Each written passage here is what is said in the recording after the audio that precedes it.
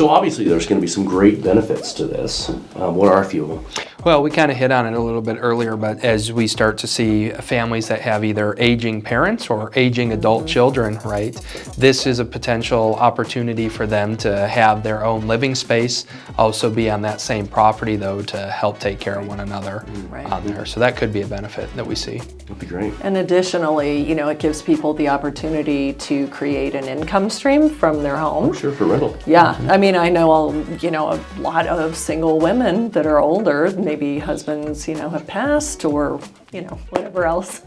and this allows them to create extra income to pay their mortgage with. Well, that's a great idea. And obviously the cost of these is going to be quite a bit lower, so hopefully this will have an impact on the affordability in housing in Fort Collins. Hopefully. Yeah. So there's going to be some downsides, obviously, to this as well. It's not all just upsides. I mean, one of them is, obviously, when you're building something, it's going to be quite a bit smaller.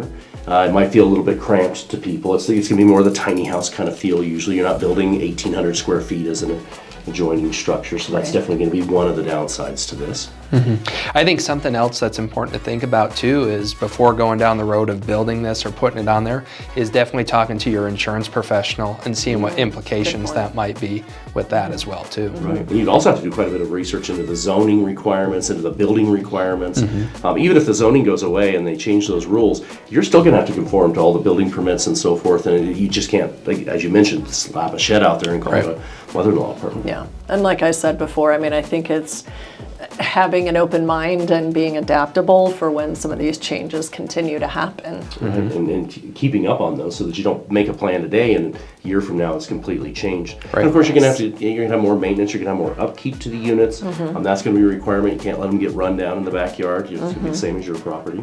I wonder about resale.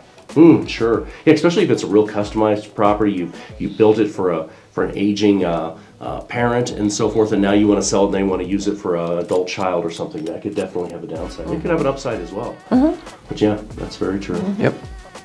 So if you're thinking about building one of these, definitely please reach out to us. We'd love to help you kind of navigate these areas, and especially with new legislation, and point you in the right direction and give you good guidance. That way you're making the best decision for you and your family.